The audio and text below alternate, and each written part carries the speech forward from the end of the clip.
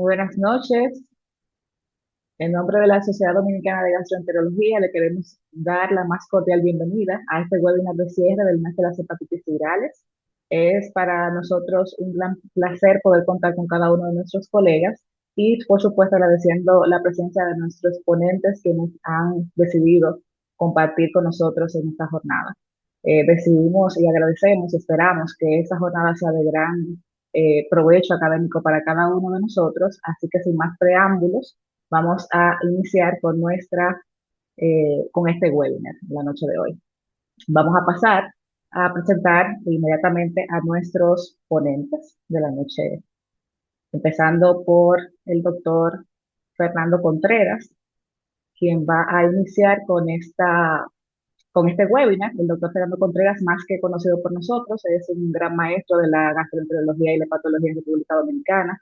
El doctor Fernando, expresidente de la Sociedad Dominicana de Gastroenterología, expresidente de la Sociedad Latinoamericana para el Estudio del Hígado y formador de generaciones de gastroenterólogos en nuestro país. Así que sin más que agradecer al doctor Fernando por su disponibilidad y darle apertura a este webinar que sea, como les dije, de mucho provecho para todos. Bienvenidos y adelante.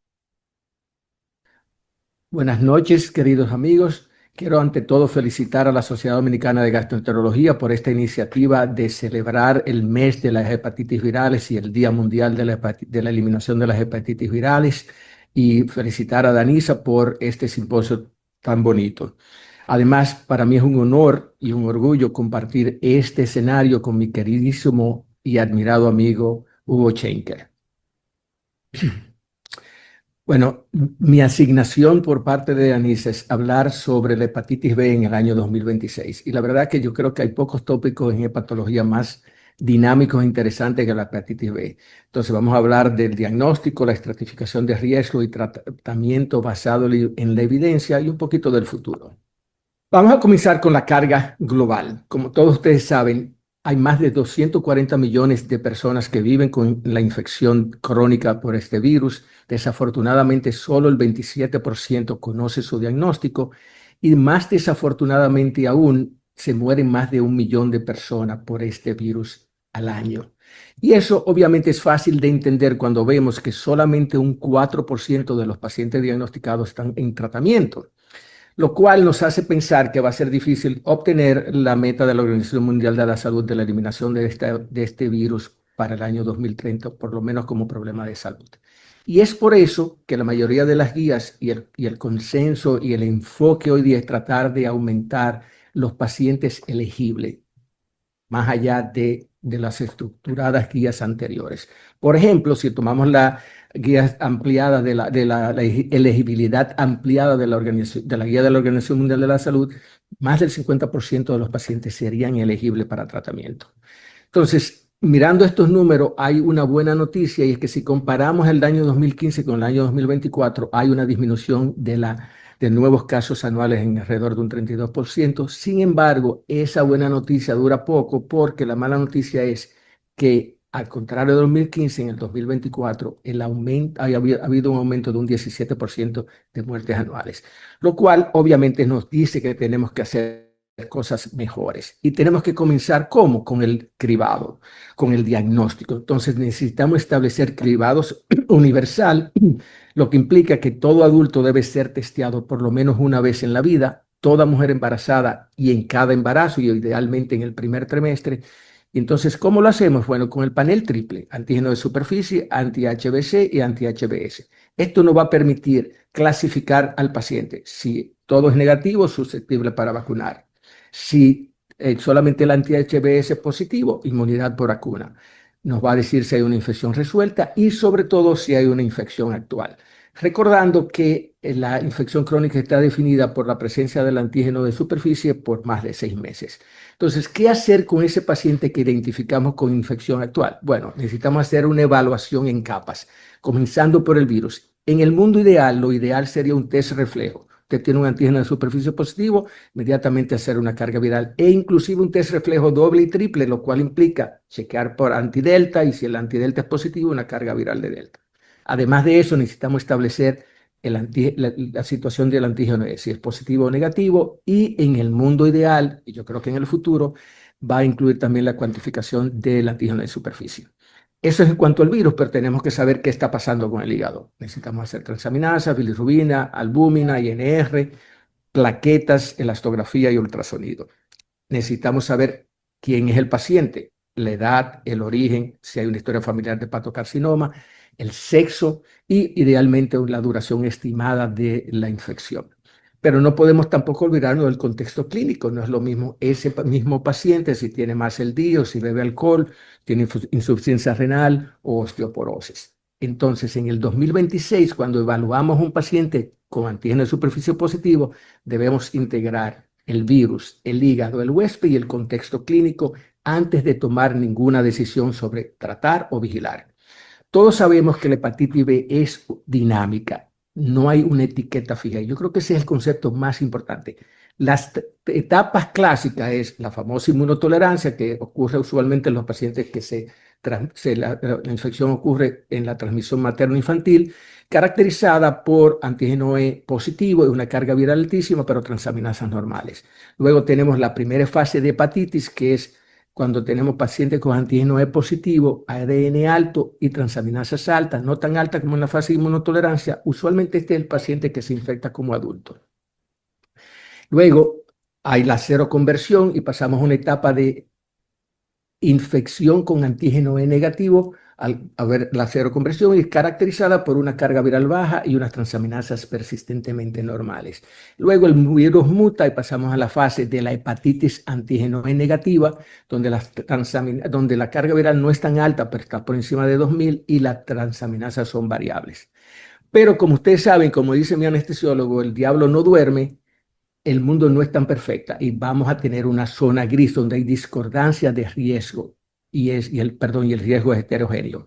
Estas son las famosas zonas grises y es importante que entendamos que una medición aislada de transaminasas o de ALT o de carga viral no define una fase y sobre todo que una transaminasa normal no es sinónimo de ausencia de fibrosis y que la fase de inmunotolerancia no debe interpretarse como riesgo cero.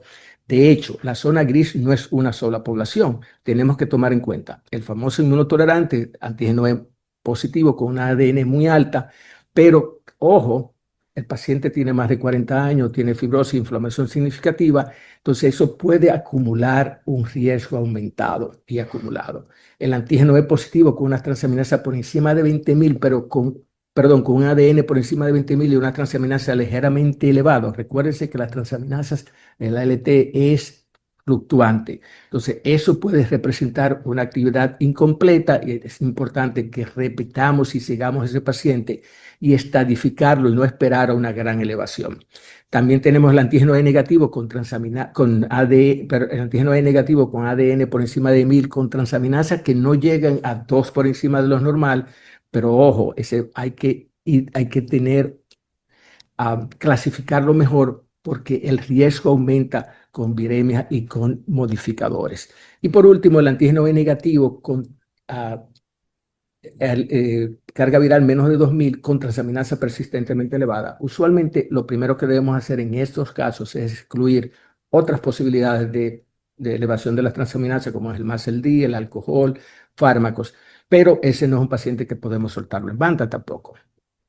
Entonces, ahora, ¿por qué es tan importante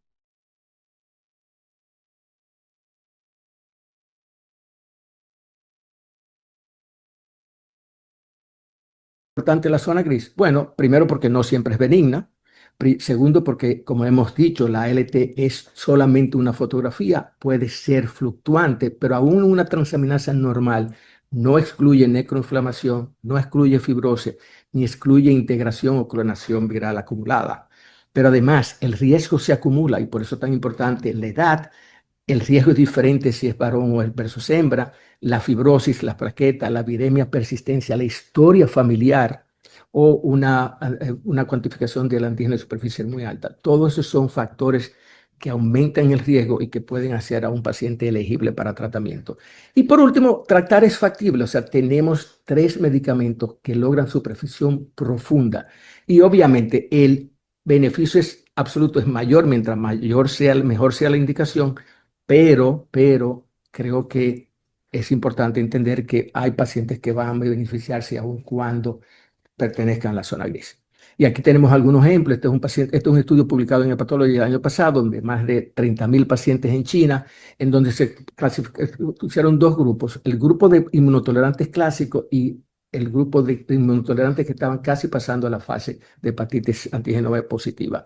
Y lo siguieron por 5 años y claramente hubo y los diferenciaron entre tratamiento y no tratamiento, y hubo una disminución en la cirrosis y en la aparición de hepatocarcinoma en ambos grupos tratados. Este otro estudio publicado el año pasado en el Lancet, donde se siguieron 700 pacientes clásicos inmunotolerantes, y en el seguimiento hubo menos eventos en el grupo tratado. Solamente hubo 2 hepatocarcinomas versus el no tratado, que hubo 7 hepatocarcinomas, un fallo hepático y una muerte por hígado.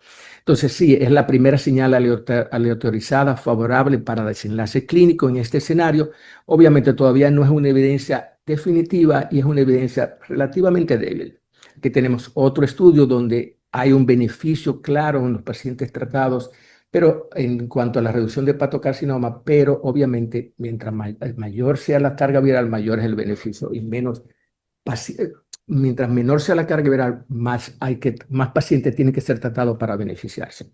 En definitiva, nosotros tenemos que estratificar 2 riesgos en paralelo. Estratificar el riesgo de progresión del paciente, que en el mundo ideal lo hacemos con elastografía o con FIB4, pero también podemos hacerlo con plaquetas, albúmina y NR, entender o incorporar las comorbilidades metabólicas.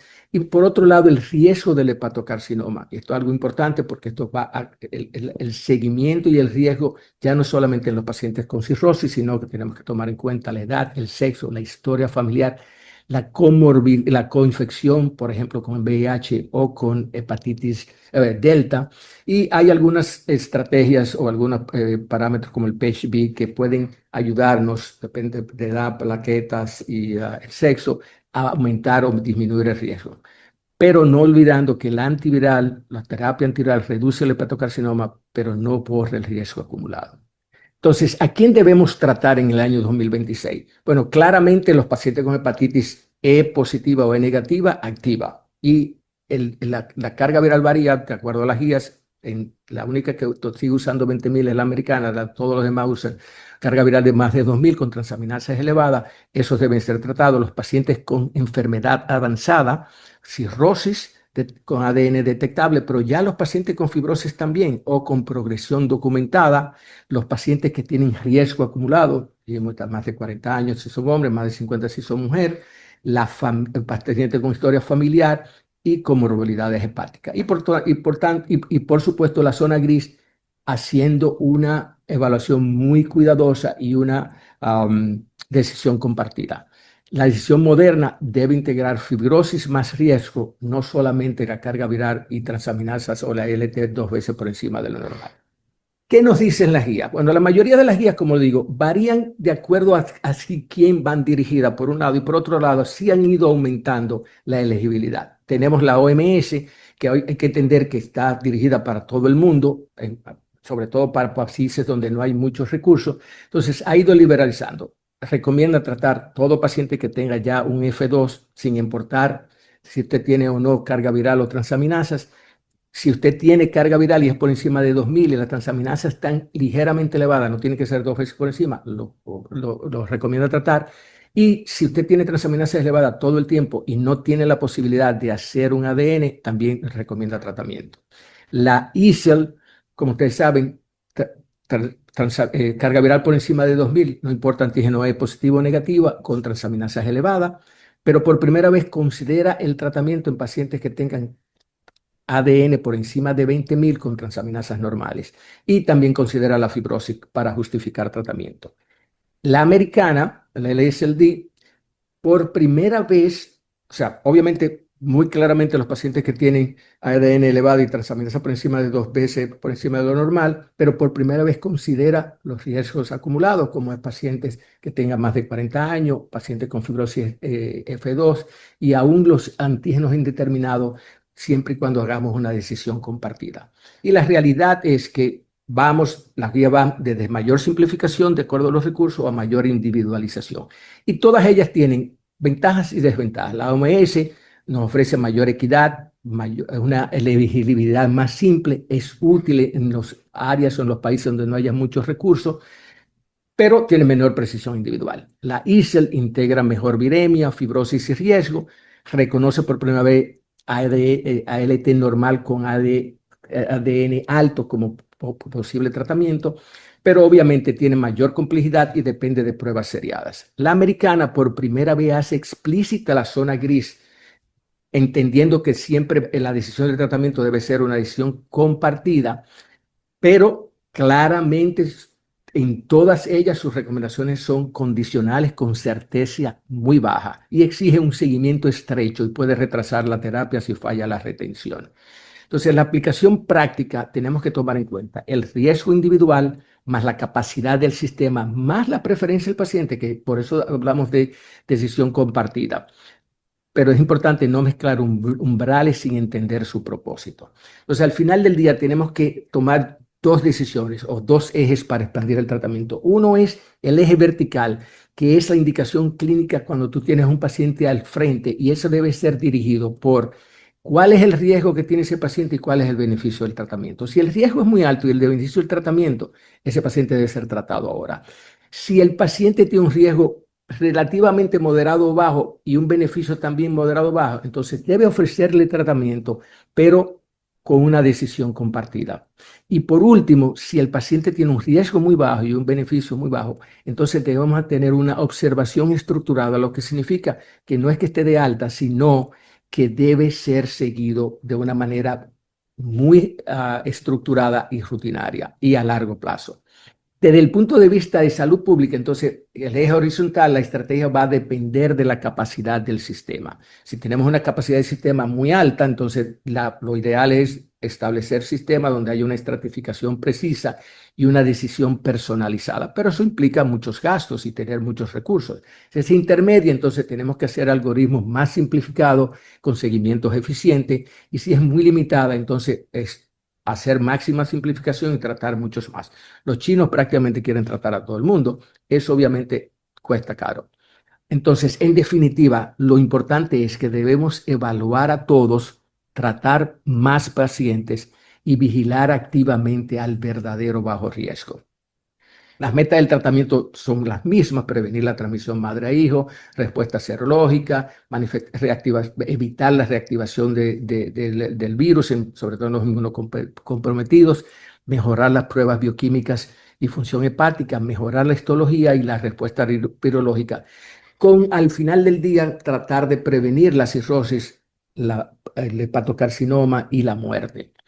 Elegir la terapia de primera línea hoy día es fácil, tenemos tres, más o menos con las mismas respuestas similares, respuestas excelentes. Tenemos el TAF, que es quizás el más seguro, pero obviamente porque tiene menos impacto renal o óseo, pero cuesta más y no está disponible en todos los mercados. TDF, experiencia amplia y costo bajo, pero hay que tener cuidado con la función renal y con la osteoporosis. Y el Entecavir, que tiene una gran tolerabilidad, es una muy buena opción en los pacientes renales, pero no debe usarse con paciente que tenga resistencia a la insulina, y el medicamento tiene que ser tomado en ayuda.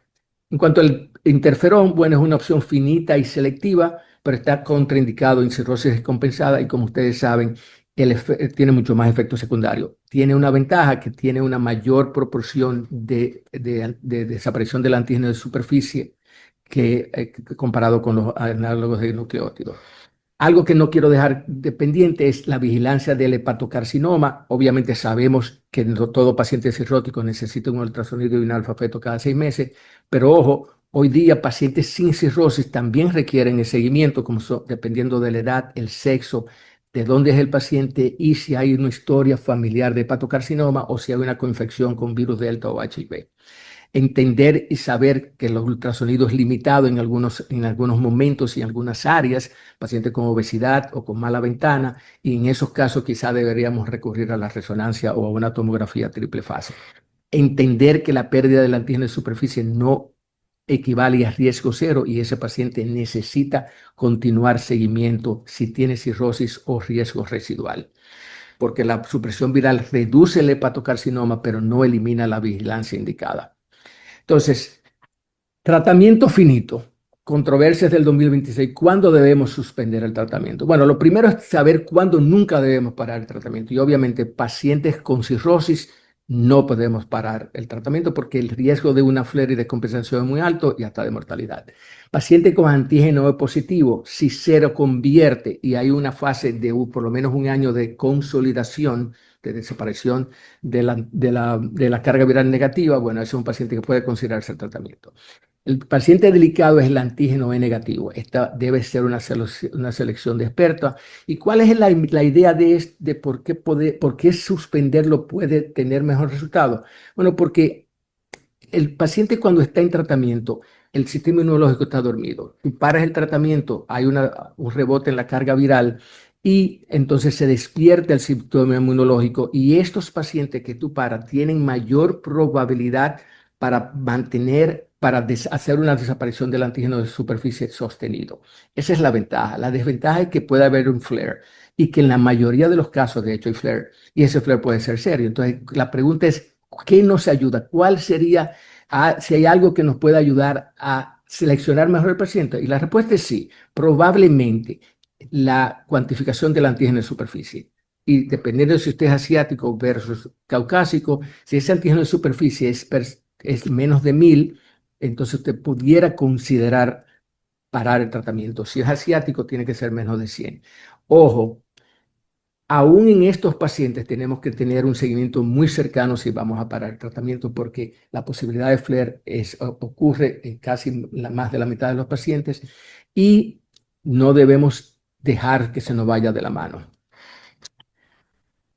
Estamos en tiempos muy excitantes y en cambios de paradigma en el tratamiento. Hoy que vamos, el futuro es pasar de la supresión a la cura funcional. Eso quiere decir, ya no conformarnos con una carga viral indetectable, sino una pérdida sostenida del antígeno de superficie. No un tratamiento indefinido, sino un tratamiento finito. No el control de la replicación, sino también el control inmunológico sostenido.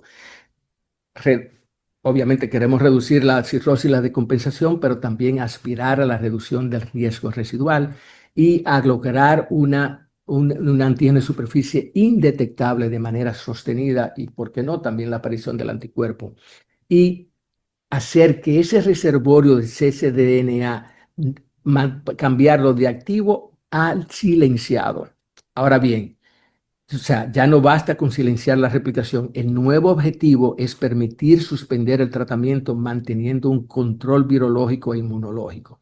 Pero ojo, tenemos que entender hasta dónde llega la cura funcional, los límites. La cura funcional significa pérdida sostenida del antígeno de superficie, indetectabilidad sostenida del DNA viral por tiempo sostenido con o sin la aparición del anti-HBC. Lo que no hace la cura funcional no es una cura esterilizante porque el reservorio persiste, el cccDNA no se erradica y el ADN viral está integrado y puede continuar en el hepatocito. El riesgo no llega a cero. En los pacientes con fibrosis avanzada o cirrosis persiste el riesgo de hepatocarcinoma y por eso hay que seguirlo observando o siguiendo una vigilancia y el endpoint debe ser durable. La cura funcional no es un estado de control, es un estado de control sostenido, pero no es la eliminación completa del virus.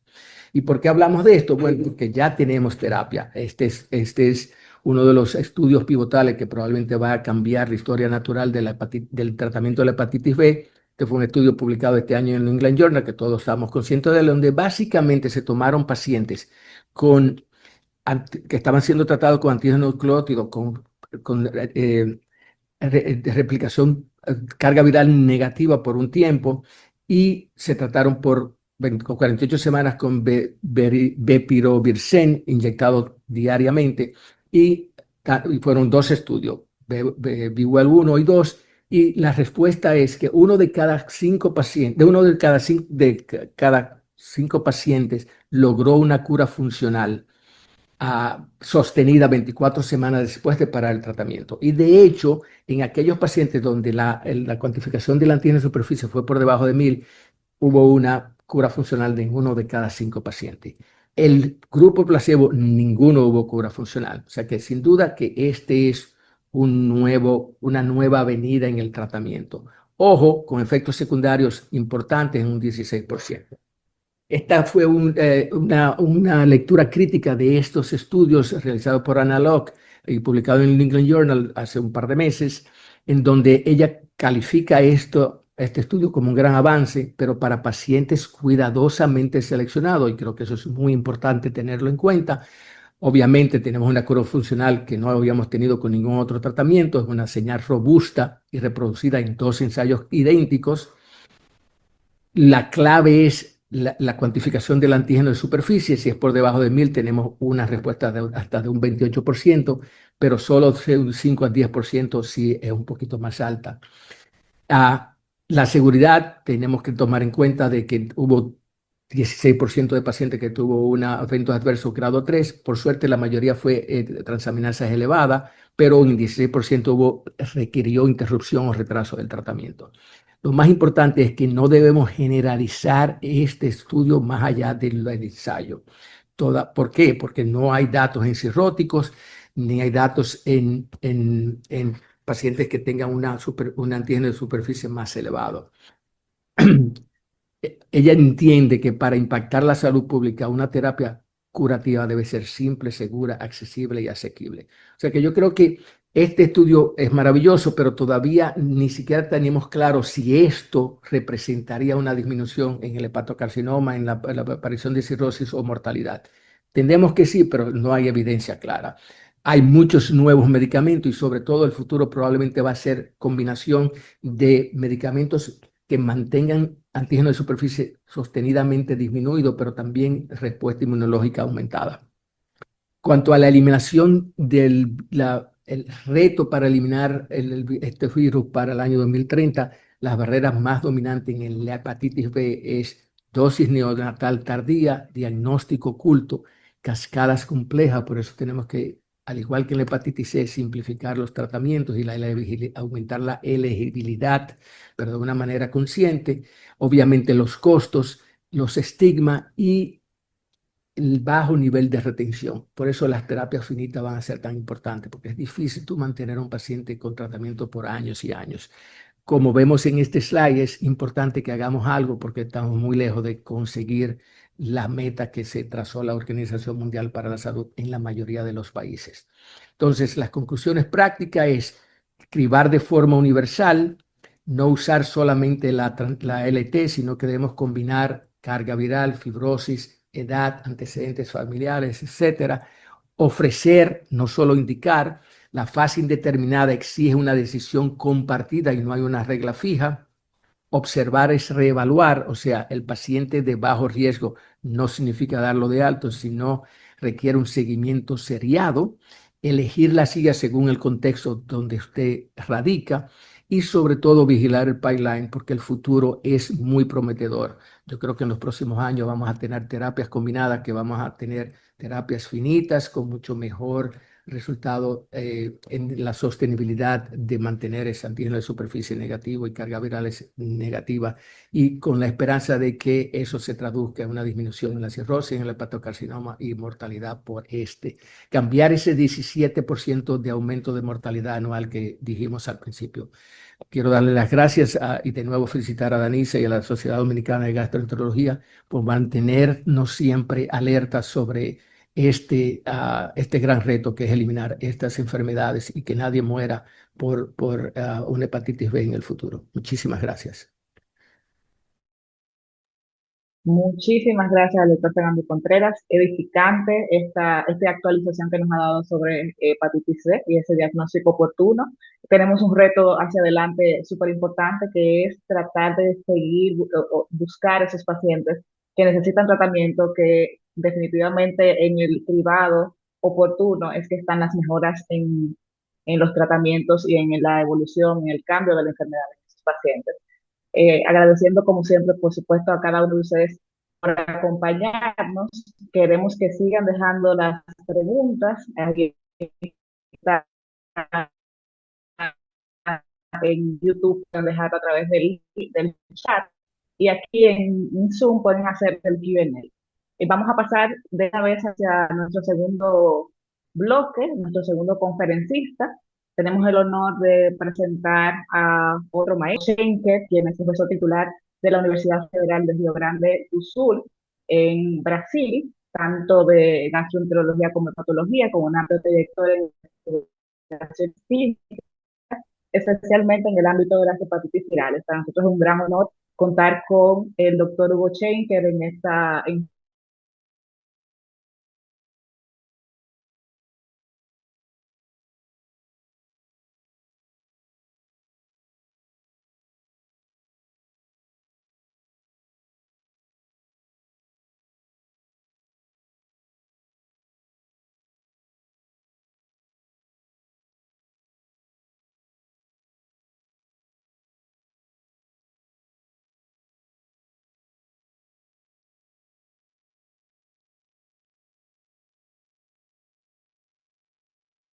Adelante al doctor Hugo Schenker. Estimados amigos, gracias por el convite para hablar neste webinar de República Dominicana. Me gustaría estar aí presencial com vocês, pero quizás em uma próxima ocasião. Vamos falar de hepatitis B em escenários complexos, decisões terapêuticas em la prática clínica. Esse é meu disclosure. E queria começar com Baruch Blumberg, porque é julho, mês amarelo, o mês das hepatites, não? Em Brasil se chama de mês amarillo, e o 28 de julho é o World Hepatitis Day, é o cumpleaños de Baruch Blumberg, por isso foi elegido como o Dia Mundial das Hepatites. Esse vírus B foi o primeiro vírus de hepatite descoberto em 1965, e nesse livro The Hunt for a Killer Virus explica toda a descoberta, é uma leitura muito boa. E também Baruch Blumberg contribuiu para a invenção da vacina de la hepatitis B em 1981, foi aprovada por FDA e ganhou o Nobel em 76. É um herói na medicina e especialmente para nós outros hepatólogos. O vírus B, mira que quantidade de pessoas aún existem com vírus B no mundo. Comparado com VIH, comparado com HCV, é impressionante. É como Júpiter comparado com os outros planetas do sistema solar. Pero solo 27%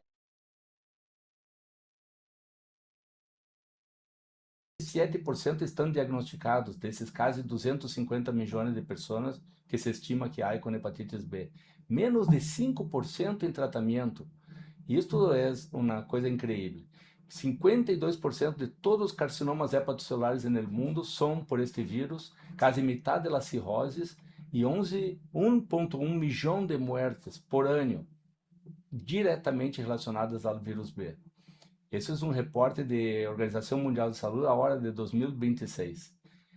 Se temos uma vacuna e temos tratamento, por que não estamos alcançando estas metas da Organização Mundial de Saúde para terminar com esse problema com vírus B como problema de saúde pública?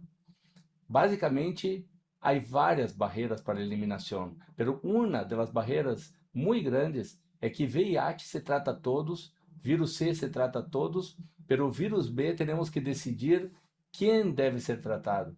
E isso é uma barreira muito grande para que o tratamento salga da mão dos expertos e vá para pessoas em la linha de frente, e pessoas que estão em unidades básicas de saúde e não expertos.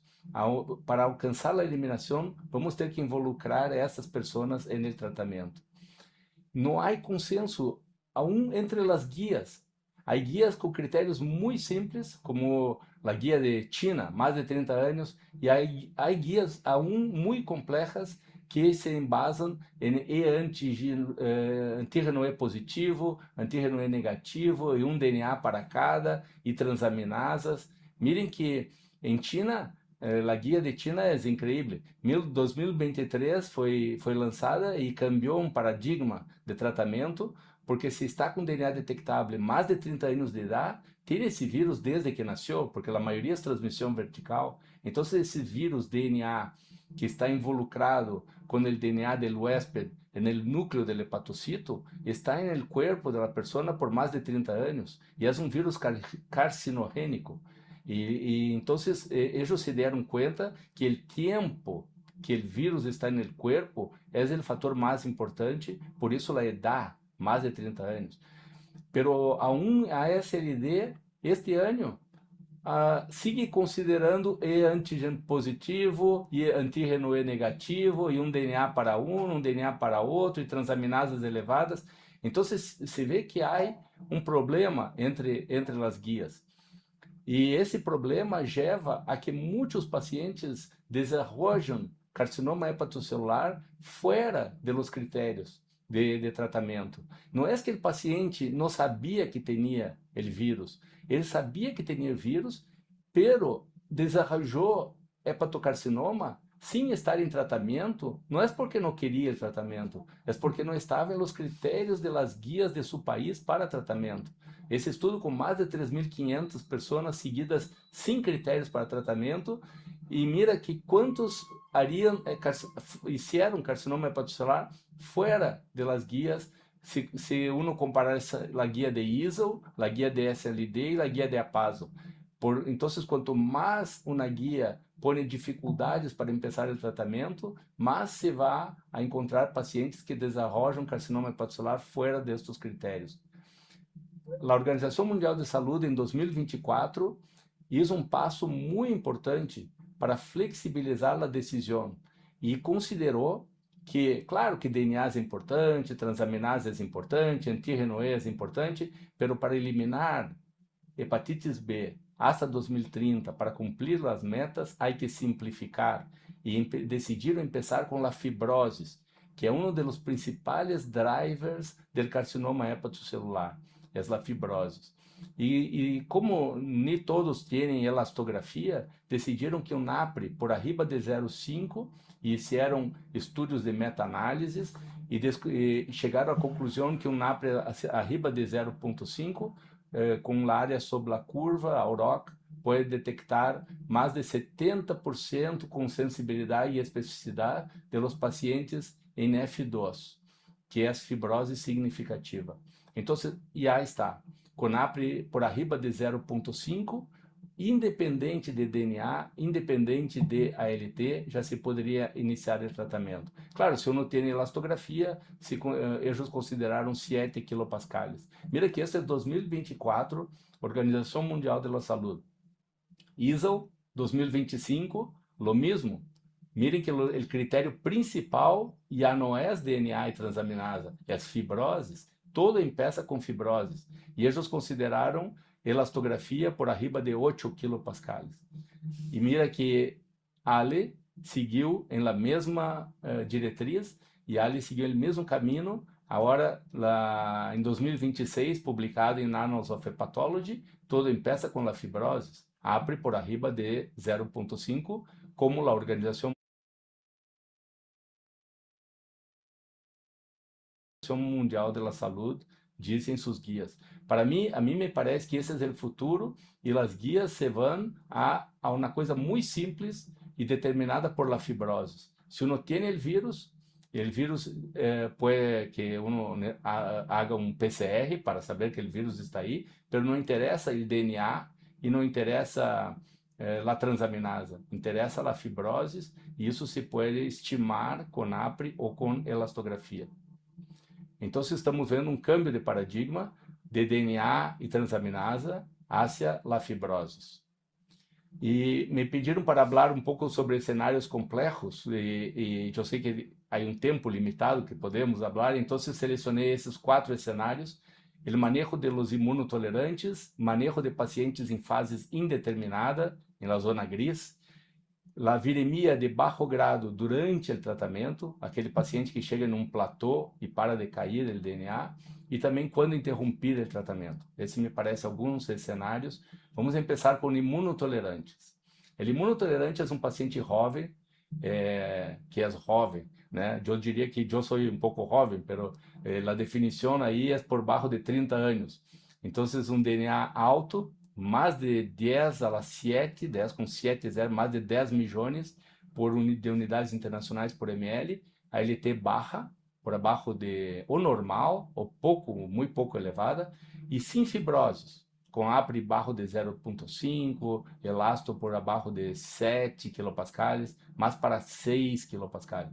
Entonces, esse é um imunotolerante, um jovem, antígeno E positivo, com DNA muito alto, ALT normal e sem fibrose.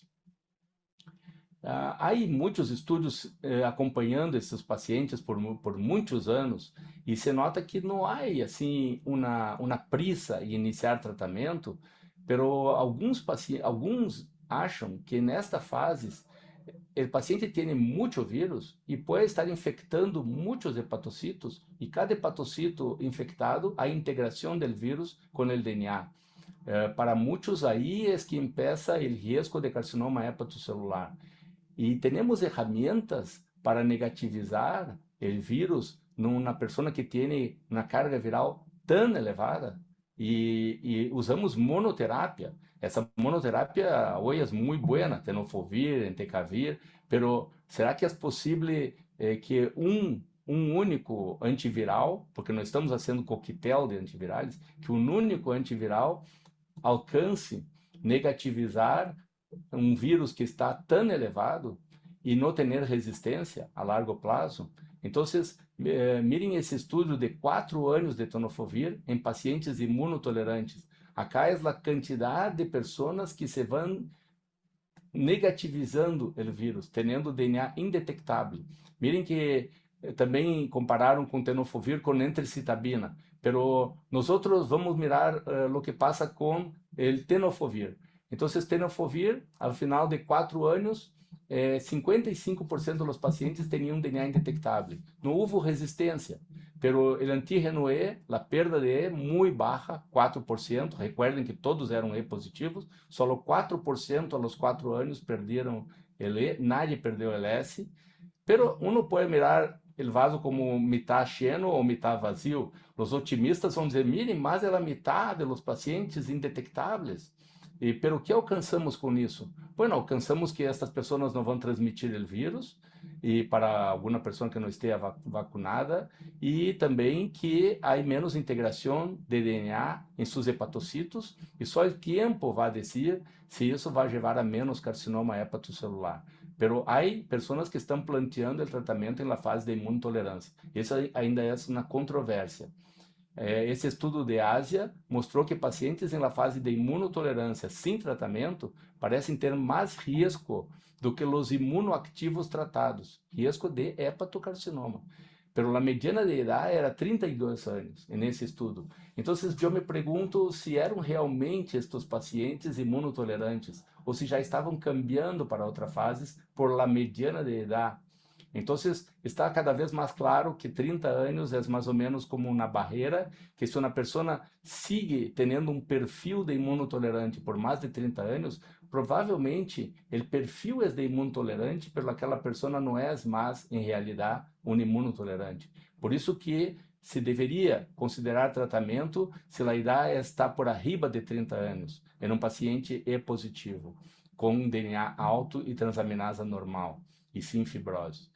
E provavelmente esta é a idade que o paciente já está transicionando para a fase de imunoeliminação, que é quando o DNA empieza a cair um pouco e a transaminasa empieza a elevar um pouco. Uno tem que estar atento para esta fase. E elastografia, se uno tem, ou APRI por arriba de 0,5, são boas ferramentas para perceber que começou a fibrose em estes pacientes. O cenário complexo 2 é se devemos tratar pacientes em zona gris. A zona gris é uma zona indeterminada, se vê mais em indivíduos E negativos, e quase 40% dos indivíduos E negativos podem em algum momento estar nesta zona indeterminada. É que o DNA está elevado por arriba de 2000, essa é a mais, há várias zonas gris, mas essa é a mais comum. Um paciente E negativo com DNA elevado pela transaminasa normal. O DNA está por arriba de 2000, pela transaminasa não sube. Então, que devemos fazer com esses pacientes? Esses pacientes que estão em fase indeterminada têm mais carcinoma hepatocelular. Mirem que são estudos de Ásia, a maioria desses estudos são do Oriente. E esses pacientes indeterminados têm mais carcinoma hepatocelular comparados a los verdadeiramente portadores inactivos, os inactive carriers, ou então, na terminologia, que são os indivíduos com infecção E negativa, que não têm hepatites, têm só a infecção. Então, vocês mirem que 4,6% traz um segmento de 10 anos, 4,6% dos pacientes desenvolveram carcinoma hepatocelular em la zona indeterminada, estavam sem tratamento, quase 3.500 pacientes, 40% em fase indeterminada, contra 0,5% de carcinoma hepatocelular em los verdadeiramente considerados inactivos. Então, 14 vezes mais carcinoma hepatocelular e 18 vezes mais se o paciente tinha mais de 45 anos. Então, para mim, me parece claro que pacientes com mais de 30, 40 anos, em fases indeterminadas, deveriam começar o tratamento. Vejam que a última guia da SLD considera que tanto antígeno E positivo quanto negativo, em fases indeterminadas, se deveria considerar o tratamento. Esse é um câmbio muito importante, porque esses pacientes não estavam na guia anterior como indicações de tratamento. E agora sim, eles se deram conta que esses pacientes indeterminados estão em risco de carcinoma hepatocelular. Então, isso serve tanto para E positivos quanto para E negativos. O cenário 3 é que fazer com pacientes, todos nós outros já tivemos esses pacientes que estamos tratando há 2 anos, 3 anos, 4 anos, o DNA está bajando, e chega na hora que o DNA para de bajar, atinge um platô, e é uma viremia baixa, como abaixo de 2.000 unidades, mas o vírus está ali. Isso se chama Low Level Residual Viremia, é uma resposta incompleta, e é importante ou não é importante? Então, de novo, estudos de Ásia, uma corte de Hong Kong, com 20.000 pacientes, e uma corte de Coreia, com um pouco menos de 1.000 pacientes, mostraram que esses pacientes que não têm uma supressão completa da viremia fazem mais carcinoma hepatocelular a lo largo de los anos. Miren que é uma baixa replicação, pero a largo del tempo. É como se uno disser, eu tenho aí uma pérdida de água em uma torneira em minha casa, não vou consertar porque é só um pingo, 2 pingos, 3 pingos de água, pero al final de 8 anos, quanto vai ser a conta que uno vai pagar por ter essa pérdida aí de água, muito pouquita, pero todos os dias, essa baixa viremia residual cobra um preço.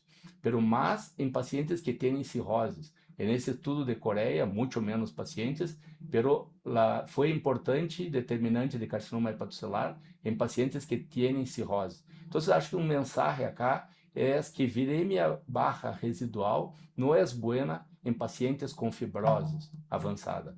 E os outros pacientes que dizem os guidelines, a SLD diz continuous monotherapy. Não importa a transaminase, continua o que está sendo, porque esse DNA muito bajito não vai ser muita coisa. Pero ISO já nos diz que se o DNA está abaixo de 69, não sei por que eles riram 69, ou se está bajando, não cambia, pero se o DNA está quedado aí num platô entre 69 e 2.000, aí se deveria switch de entecavir para TAF, ou switch ou add-on. Se uno já está usando TAF e no barra, aí se poderia ele entecavir por arriba. Tudo isso é um pouco controverso, por isso selecionamos esses temas, porque são temas que são cenários complexos e às vezes miramos esses pacientes e não sabemos bem o que fazer. O cenário 4 que selecionei aqui para esta charla é quando podemos parar o tratamento. Cada vez mais, uno só quer parar o tratamento quando perde o S. Claro que se poderia parar em um paciente E positivo com a soroconversão de E para anti-E, traz uma consolidação de 6 a 12 meses, pero todos nós outros que tentamos fazer isso, temos que seguir esses pacientes muito cerca e vemos sororeversão. Em alguns pacientes, vuelve o antígeno E. Então, já vamos ter medicações aí de perda de LS e para mim o tratamento, eu sigo o tratamento hasta perda de LS. A perda de LS é tão importante, é chamada cura funcional, e esta perda de LS é muito forte e não necessita o anticuerpo anti-S. Só a perda de LS já está, e já é suficiente. E se um paciente perde LS, uno se deveria consolidar esta resposta com 6 a 12 meses de tratamento, e aí se poderia parar, pero ojo, se o paciente não tem cirroses e se o paciente tem por abaixo de 50 anos. Para mim, essas duas regras, porque se uno perde LS muito tarde, não é o mesmo que perder LS quando é jovem. E também quando se já tem cirroses, está em risco de carcinoma hepatocelular. Então, seja se o paciente tem mais de 50 anos, ou seja se tem cirroses, quando perde LS, eu sigo o tratamento. E uno poderia ser mais proativo e fazer o paciente perder LS sem ter as novas drogas, só mirando com o que sabemos, que em pacientes E negativos, traz 3 anos de DNA indetectável, se não têm cirroses, há alguns estudos na literatura que planteiam que este paciente poderia interromper o tratamento. E que passa quando ele interrompe o tratamento? Há alguns anos que o DNA está negativo e quizás o sistema imunológico já descansou um pouco de lutar contra o vírus, porque há mais de 3 anos que não luta contra o vírus. E quando para o tratamento, o vírus vuelve, porque o paciente não está curado, o vírus vuelve. E aí o sistema imunológico há muitos anos que não via o vírus e não está mais, talvez, cansado de lutar contra o vírus, já teve um tempo para descansar, não está agotado. Então, aí mira o vírus e pode pensar que é uma hepatitis B aguda, e aí pode ser uma reação, né, como se fora um sistema imunológico mais descansado, e ataca o vírus e consegue eliminar o S. Essa reconstituição imunológica que pode ter passado nesses anos todos que o vírus estava negativo, pode levar à perda do S. Miren que uma herramienta muito importante é a quantificação do S, que não temos aún na rotina, pero custa como $20 acá em Brasil, e é um teste muito interessante se uno quer entrar por esta via de interromper o tratamento em E negativos. Mi recomendação é que lo haga teniendo quantificação del S, porque miren neste estudo com 1.500 pacientes, los que tenían, los caucásicos, ¿no? Que tenían un antígeno S, la cuantificación por abajo de 1.000 unidades internacionales, perderam el S em 41% de los casos. E los asiáticos tenían que ter antígeno S por abaixo de 100, e aí perderam em 33%. Esse é um número impressionante de perda del S, que não passa se uno não interrompe o tratamento. Porque se uno mantém o tratamento por 10 anos, a perda de LS é por abaixo de 5%.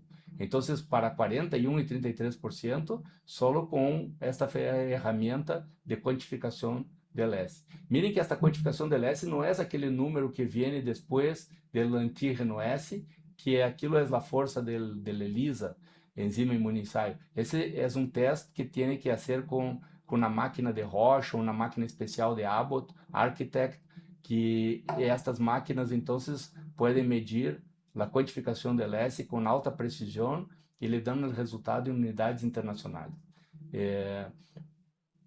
Há pessoas que não querem interromper e uno tem que se recordar que se decide interromper, este paciente pode reactivar e a reactivação pode ser forte. Nunca se deve fazer em pessoas com cirroses e se deve seguir o paciente muito cerca todo o mês por algum tempo se uno decide interromper. Pode ser peligroso, então tem que ter um controle muito grande do paciente para fazer isso. E a perda del S, uno gana que pode interromper o tratamento, pero a parte disso, baja muito a chance de carcinoma hepatocelular. É a melhor coisa que se pode ter hoje por hoje em um paciente com vírus B, é a perda del S antes de ter cirroses e antes de ter 50 anos. Então, esse paciente está mais protegido de carcinoma hepatocelular em comparação com aquele paciente que tem o DNA indetectável, transaminasas normais, e uno pensa que está tudo bem, pero aún así puede ser 5%, pueden ser, tras el tiempo, pueden ser carcinoma hepatocelular. Entonces, lo mejor es la perda del S. No necesita el anti-S. Solo la perda del S ya es suficiente. Miren que esse é o futuro. Agora saíram os resultados de fase 3 de bepirovir 100, né? É um antisenso nucleotide e a cura funcional se alcança em 20% dos pacientes. Pero não são todos. Tem que ser pacientes que já tinham uma quantificação de S por abaixo de 3.000. Os que têm a quantificação de S muito elevada não vão perder el S com estas medicações. Essas são 24 semanas de uma medicação injetável semanal subcutânea e isso se alcança então 20% de perda de S em pacientes selecionados, pacientes sem cirroses e com a quantificação de S por abaixo de 3.000 unidades por ml.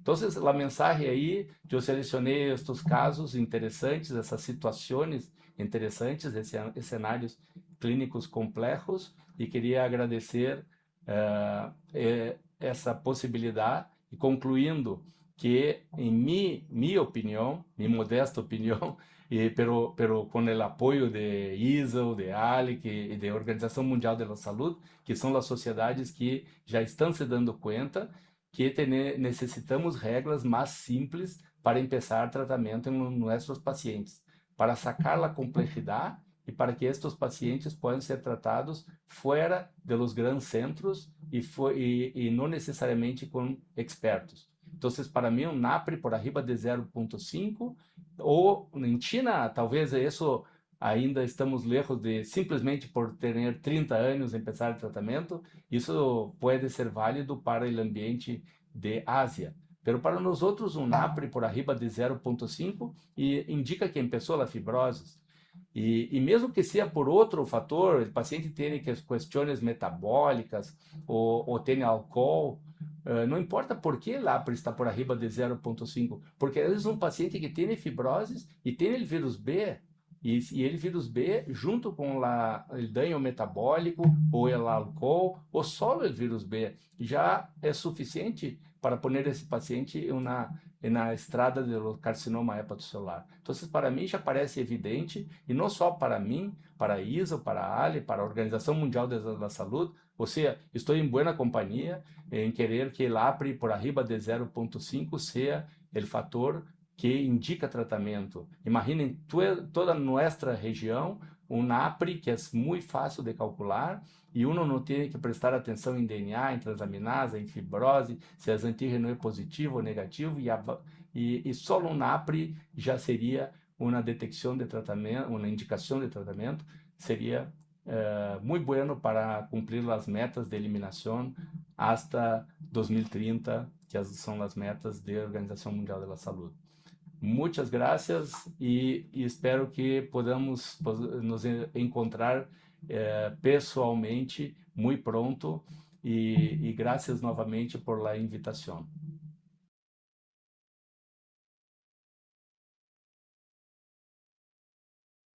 Excelente conferencia por el doctor Hugo Schenker. De verdad que estamos encantados de esta ponencia en la noche de hoy.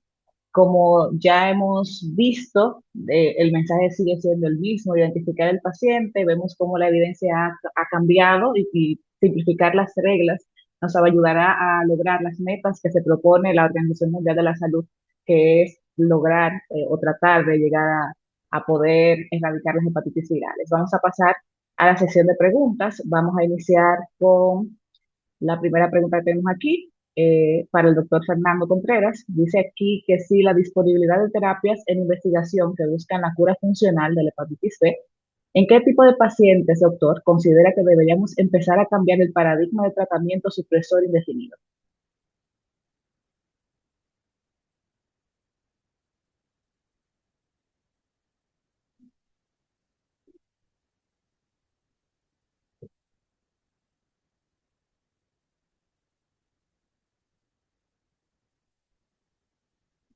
El doctor Fernando, creo que el doctor Fernando se movió un momentito. A ver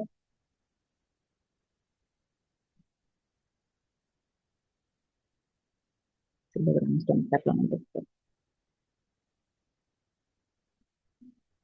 Mientras el doctor se reconecta, vamos agradeciendo a Pero todos ustedes igual.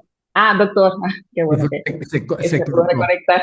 No se preocupe, le preguntan aquí que ya con la disponibilidad de terapias en Yo, investigación. sí, oí la pregunta. Bueno, Ah, perfecto. desafortunadamente no hay todavía ninguno de las drogas en investigación están aprobadas para uso comercial. Y hasta ahora la única fase 3 es el Beroversen, que la selección de estos pacientes fue muy bien documentada, que tenía que ser pacientes que estaban negativos con una carga viral por los análogos de nucleótido y una cuantificación de antígenos superficial muy baja. O sea que hasta ahora solamente es ese pequeño grupo que sería elegible. Yo creo que al final del día el futuro va a ser combinaciones de medicamentos que mantengan la replicación viral controlada, la antígeno de superficie también, y aumentar la inmunogenicidad del huésped. Y va a terminar siendo como la hepatitis C, el HIV, terapias combinadas, que por un lado vamos a tener mejor resultado, pero obviamente eso va a implicar costos mayores y va a ser un reto para los países pobres como República Dominicana, los países africanos y los países latinoamericanos en general. Muy bien, doctor. Muchas gracias. Así es. Otra pregunta que tenemos acá, en un paciente con ADN del virus de la hepatitis B detectable, ALT normal y fibrosis mínima, ¿trataría precozmente para disminuir el riesgo de carcinoma hepatocelular o seguiría las recomendaciones actuales? Perdón, que no oí la primera parte. En un paciente con ADN del virus de la hepatitis B detectable, pero sin fibrosis y con ALT normal, ¿si trataría de forma precoz para disminuir el riesgo de carcinoma hepatocelular o seguiría las recomendaciones actuales? No, yo creo que habría que tomar en cuenta también la edad y si tiene historia familiar de hepatocarcinoma. Si es joven y no tiene historia familiar, ese paciente sería seguimiento. Excelente. Y como usted bien ha dicho en la conferencia y como también el doctor Hugo Schenker ha venido diciendo, los cambios que han venido en los paradigmas de tratamiento en la actualidad, el cambio en la evidencia, cómo los pacientes se pueden ver beneficiados dependiendo del tipo de pacientes que tenemos, ya son pacientes que vienen combinados quizás con otros factores de riesgo y que el paciente siempre debe de individualizarse al momento de evaluar, pero como usted bien dice, el tratamiento siempre tiene que ser el que ofrezca el beneficio real para el paciente, porque tratar por tratar no es el objetivo. Entonces, otra pregunta que dice aquí, excelente conferencia, doctor, en mujeres en lactancia materna con el antígeno de superficie positivo y carga viral menor de 2000, transaminasas normales, anti-HB positivo, anti-HBs negativo, se iniciaría tratamiento con tenofovir. No, la lactancia no es una indicación para tratamiento. Si la condición de la mujer no requiere tratamiento, no hay necesidad. Pero bueno que se haya mencionado lo de la mujer embarazada, pues yo quisiera hacer un comentario. No hay duda que las guías, o sea, la recomendación formal es comenzar para prevenir la transmisión materno-infantil, es comenzar el tratamiento en aquellas mujeres que la carga viral sea por encima de 200.000 y usualmente se comienza a las 28 semanas. Pero ojo, en países como República Dominicana, donde no necesariamente vamos a tener la inmunoglobulina para ponérsela al niño las primeras 24 horas y además de la vacuna, la recomendación es comenzar el tratamiento en esas mujeres que tienen más de 200.000 a las 16 semanas. Yo creo que ese es un mensaje que en nuestro país debemos promulgarlo un poquito más, porque la verdad es que yo creo que ni siquiera a nivel privado es fácil conseguir la inmunoglobulina para ponérselo a ese bebé y eso reduciría el riesgo de la transmisión materno-infantil. El otro elemento importante también es que si se va a hacer una amniocentesis y el paciente tiene una carga viral más de 2 millones, hay que comenzar la terapia de tenofovir. Y también tenofovir es es la droga más indicada. TAF podría usarse, pero hay menos data y entecavir no debería usarse. Excelente, doctor, excelentes aclaraciones. Y muy bueno para para el contexto de nuestro país, donde sí no siempre contamos con los medicamentos quizás oportunos para poder prevenir esa transmisión vertical que se busca en esas embarazadas. Hay una pregunta para el doctor Shane, que lamentablemente el doctor tenía hoy una actividad a la misma hora, por lo que no va a estar aquí en la sección de preguntas. No sé si el doctor Contreras quisiera preguntar. Nos preguntan si cuál método de cuantificación del antígeno S podría ser el más fiable. Bueno, como bien dijo Hugo, hay que estar claro y hacer una,